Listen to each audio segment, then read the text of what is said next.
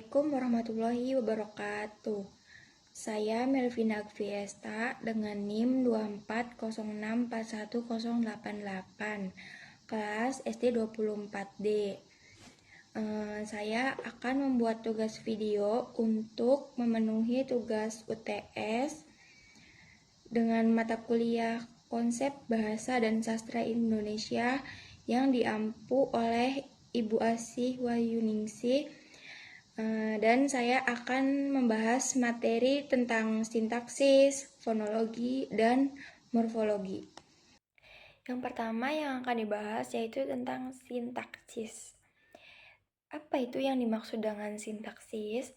Sintaksis yaitu cabang linguistik yang mempelajari struktur kalimat dan hubungan antara kata-kata dalam kalimat. Sintaksis juga berfokus pada bagaimana kata-kata itu digabungkan untuk membentuk kalimat yang bermakna dan efektif. Kemudian juga ada fungsi sintaksis. Fungsi sintaksis yaitu ada 5.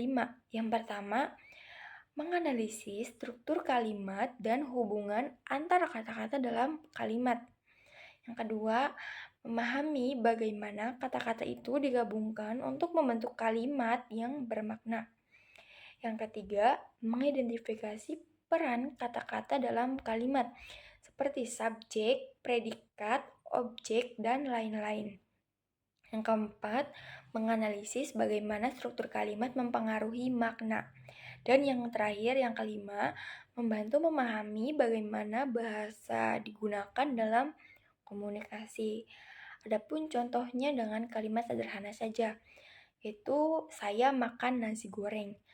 Itu memiliki struktur sintaksis yang terdiri dari saya. Kata saya yaitu termasuk ke dalam subjek. Kata makan termasuk ke dalam predikat dan kata nasi goreng termasuk ke dalam objek. Apa sih yang dimaksud dengan subjek itu? Subjek yaitu kata atau frasa yang melakukan aksi atau tindakan dalam kalimat. Kemudian predikat. Predikat yaitu kata atau frasa yang menyatakan aksi atau tindakan dalam kalimat. Dan yang terakhir objek. Objek yaitu kata atau frasa yang menerima aksi atau tindakan dalam kalimat. Kemudian yang kedua yang akan dibahas yaitu tentang fonologi. Apa sih yang dimaksud dengan fonologi itu? Fonologi yaitu cabang linguistik yang mempelajari sistem suara bahasa. Fonologi juga berfokus pada bagaimana suara-suara bahasa digunakan untuk membentuk kata-kata dan kalimat yang bermakna.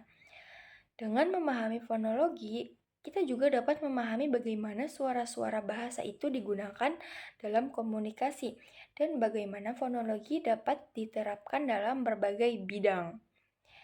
Adapun jenis dan fungsi fonologinya. Jenis fonologi itu ada 2. Yang pertama ada fonetik. Fonetik yaitu mempelajari aspek fisik dan fisiologis produksi bunyi bahasa, seperti bagaimana bunyi dihasilkan oleh organ bicara. Yang kedua ada fonemik. Fonemik yaitu mempelajari fonem atau unit terkecil bunyi yang dapat membedakan makna dan bagaimana membentuk sistem bunyi bahasa itu.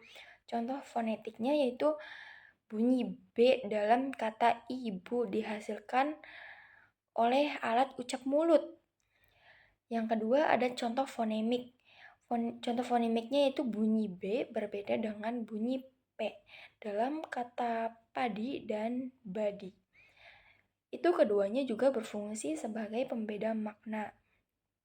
Adapun fungsi fonologinya yang pertama, fungsi pembeda makna.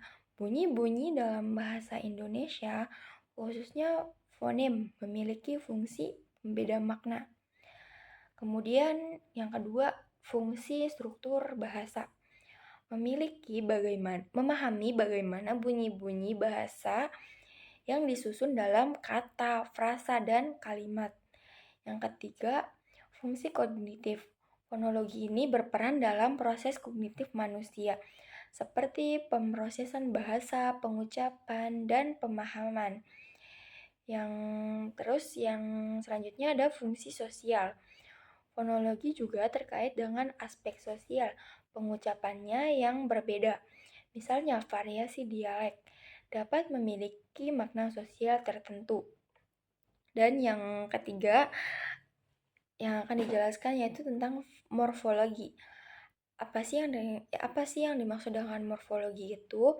Morfologi atau ilmu yang pembentukan kata adalah cabang linguistik yang mengidentifikasi satuan-satuan pembentukan kata sebagai satuan gramatikal. Morfologi mempelajari seluk-beluk bentuk kata serta pengaruh perubahan-perubahan bentuk kata terhadap golongan dan arti kata. Adapun jenis dan fungsi morfologi. Jenis morfologinya yang pertama adalah afikasi. Apa sih yang dimaksud dengan afikasi? Afikasi yaitu proses pembentukan kata dengan menambahkan imbuhan atau afiks pada bentuk dasar kata. Contohnya, imbuhan dapat berupa awalan. Awalan ini seperti di, ke, se. Yang kedua dengan sisipan seperti er dalam kata berjalan. Dan yang akhiran seperti an atau nya. Yang kedua adalah reduplikasi. Reduplikasi itu pembentukan proses kata dengan mengulang bagian atau seluruh kata.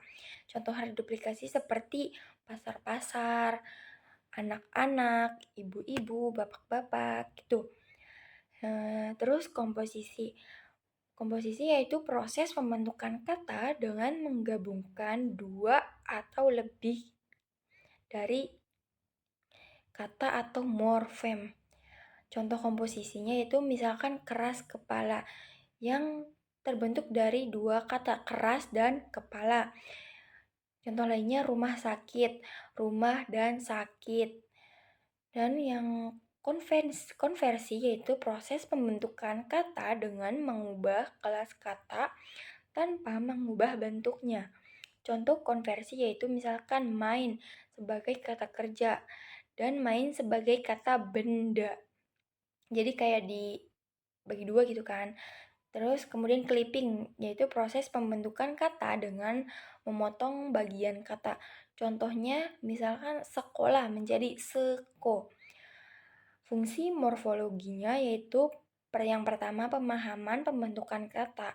Memahami bagaimana kata-kata itu dibentuk morfem-morfem dan bagaimana perubahan bentuk kata memengaruhi makna. Kedua, peningkatan kosakata. Morfologi memberikan pengetahuan tentang proses pembentukan kata baru sehingga memperkaya kosakata. Yang ketiga, penggunaan bahasa yang tepat. Menggunakan bahasa yang lebih tepat dan efektif dalam mengungkapkan pikiran. Yang keempat, analisis makna. Menganalisis makna kata berdasarkan bentuknya dan konteks penggunaan. Yang kelima, studi bahasa. Studi bahasa ini membantu memahami evolusi dan perkembangan bahasa. Adapun kesimpulan dari ketiga ini, yang fonologi, morfologi, dan sintaksis ini yaitu 3 cabang linguistik yang saling berkaitan dan penting dalam memahami struktur bahasa. Fonologi ini mempelajari sistem bunyi bahasa, morfologi mempelajari struktur kata, dan sintaksis mempelajari hubungan antara kata-kata dalam kalimat. Dari ketiga cabang ini bersama-sama membentuk tata bahasa dari sebuah bahasa.